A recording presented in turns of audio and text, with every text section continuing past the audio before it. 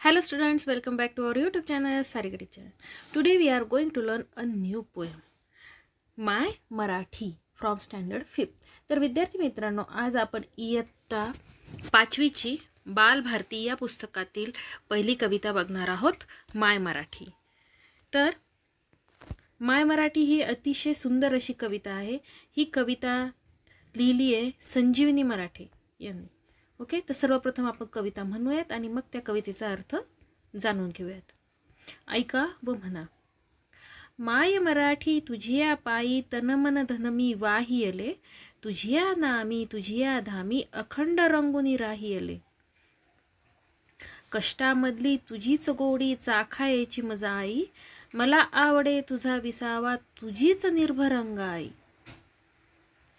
तुझे झरे अन तुझी पाखरे वास तुझा जनलोक तुझा, हवा हवासा मला वाटतो राग तुझा संतोष तुझा.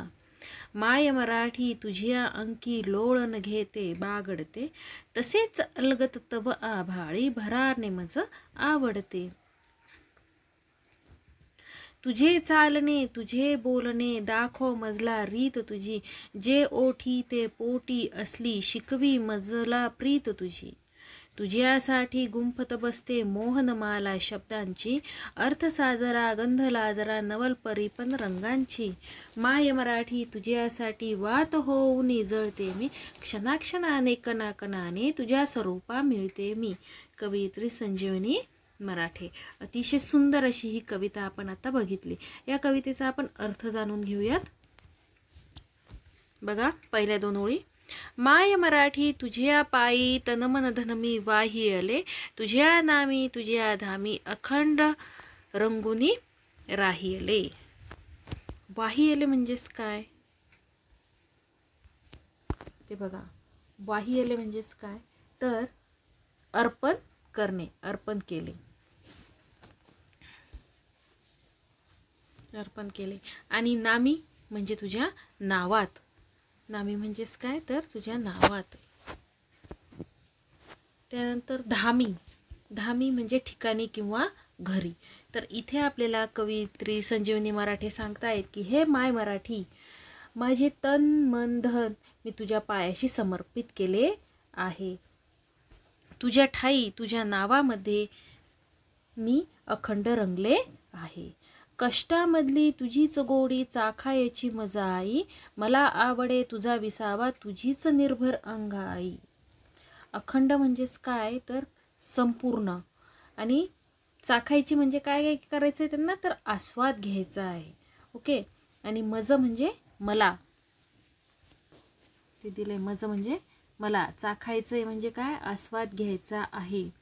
विसावा म्हणजे निवारा किंवा विश्रांती. निर्भर म्हणजे गाढ किंवा पूर्ण.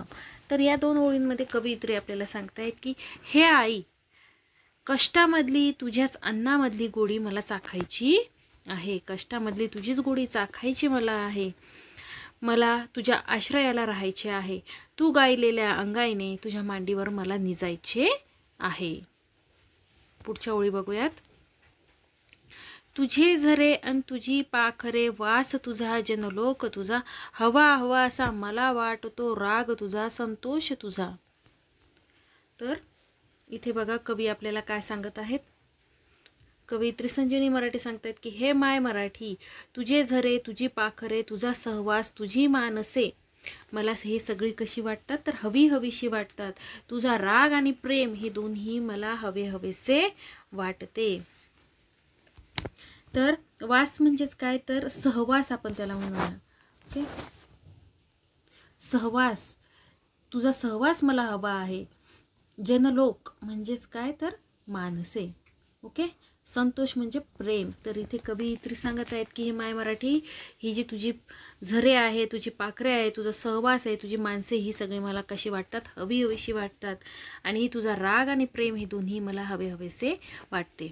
माय मराठी तुझ्या अंकी लोळण घेते बागडते, तसेच अलगत तव आभाळी भरारने मज आवडते. तव म्हणजे काय तुझ्या, भरारने म्हणजेच काय तर संचार करणे. तर कवी काय सांगत आहेत की हे माझी आई, मी तुझ्या मांडीवर खेळते, बागडते, तुझ्या आभाळात हळूच संचार करणे मला हे सगळं करायला काय होतं, आवडतं. भरारी घ्यायला मला आवडतं. तुझे चालणे तुझे बोलणे दाखव मजला रीत तुझी, जे ओठी ते पोटी असली शिकवी मजला प्रीत तुझी. जे ओठी ते पोटी म्हणजेच काय, तर जे मनात आहे तेच बोलण्यात. आणि प्रीत म्हणजे काय, तर प्रेम. तर कवयित्री काय सांगत आहेत की तुझ्या चालण्याची तुझ्या बोलण्याची पद्धत मला दाखव, आणि जे पोटात असते तेच ओटात असले तुझे प्रेम मला शिकव. तुझ्यासाठी गुंफत बसते मोहनमाला शब्दांची, अर्थ साजरा गंध लाजरा नवल परीपन रंगांची. मोहनमाला म्हणजेच इथे अर्थ होतो भाषा. ओके. साजरा म्हणजेच काय, तर सुंदर. गंध म्हणजे सुवास. नवल परी म्हणजे वेगवेगळ्या तऱ्हा. तर कवयित्री सांगत आहेत की मी तुझ्यासाठी चांगल्या अर्थाची, लाजऱ्या गंधाची, नवलाईच्या रंगाची आणि मधुर शब्दांची माला मी इथे तुझ्यासाठी, माय मराठी मी इथे तुझ्यासाठी गुंफत आहे. माय मराठी तुझ्यासाठी वात होऊन जळते मी, क्षणाक्षणाने कणाकणाने तुझ्या स्वरूपा मिळते मी. स्वरूपा म्हणजेच काय, तर अस्तित्व. वात म्हणजे ज्योत. तर इथे कवयित्री काय सांगत आहेत की हे माय मराठी मी तुझ्यासाठी ज्योत होऊन जळते आहे, क्षणाक्षणाने कणाकणाने तुझ्यामध्ये मी एकरूप होत आहे. तर अतिशय सुंदर अशी कवयित्री संजीवनी मराठे यांनी आपल्याला इथे कविता ही सांगितलेली आहे की माय मराठीसाठी मी सगळं माझं तनमन जे आहे ते समर्पित केलं आहे, आणि तू जे जे मला गोष्टी शिकवल्या आहेत ते मी माझ्या म्हणजेच ओठी एक आणि पोटी एक असं न करता जे काही माझ्या ओठी आहे तेच माझ्या पोटात आहे, या पद्धतीने तुझे सगळे गुण मी इथे शिकत आहेत. I hope you understand it. अतिशय सुंदर अशी कविता आपण आज आता बघितली इथे. या कवितेची प्रश्नोत्तरं आपण नेक्स्ट व्हिडिओमध्ये बघणार आहोत. तेव्हा पुन्हा भेटूया आपल्या नेक्स्ट व्हिडिओमध्ये. तोपर्यंत बाय.